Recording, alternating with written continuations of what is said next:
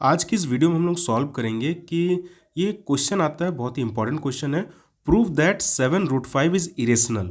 या इसको ऐसे भी लिखा रहता है कि prove that 7√5 is not a rational number.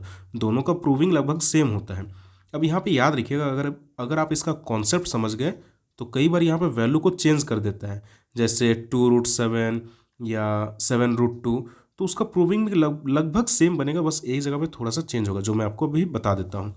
तो मैंने ऑलरेडी इसको लिख के रखा है। अब इसको समझते हैं कि कैसे इसको बनाना है।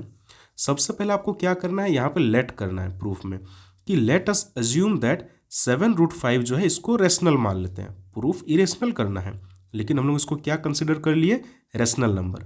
अब अगर ये रेशनल नंबर है तो हम लोग इसको P/Q के फॉर्म में लिख सकते हैं, जहाँ पे P और Q क्या है, where P and Q are coprime integers.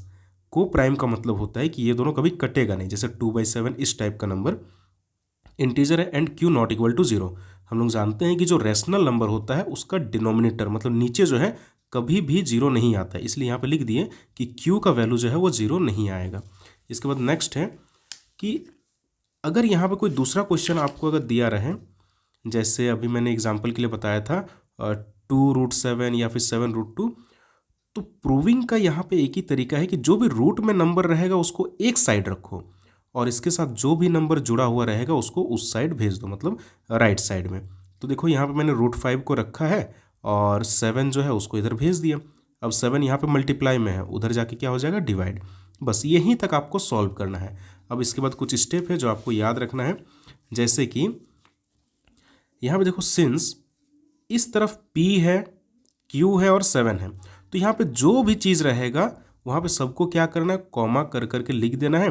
और सब तो इंटीजर है, क्योंकि 7 तो इंटीजर है, ये है, और P और Q को तो मैंने यहाँ पे इंटीजर माना ही था, तो इसलिए ये पूरा चीज़ जो है ये क्या हो गया, इंटीजर है। अगर ये इंटीजर है तो ये क्या हो गया, ये रैशनल नंबर हो जाएगा कि देयरफॉर P/7Q ये क्या हो गया, रैशनल नंबर हो गया।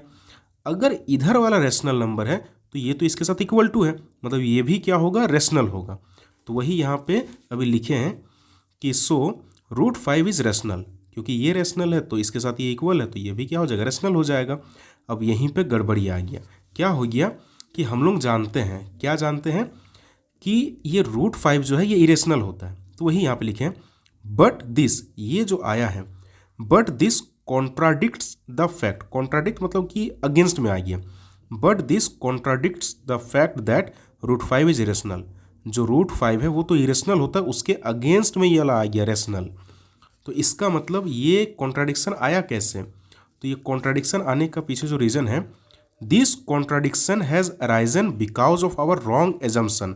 हम लोग माने ही गलत थे शुरुआत में, इसी के वजह से ये कॉन्ट्राडिक्शन आया। हम लोग क्या माने थे कि 7√5 जो है वो रेशनल है, इसी वजह से ये कॉन्ट्राडिक्शन आया।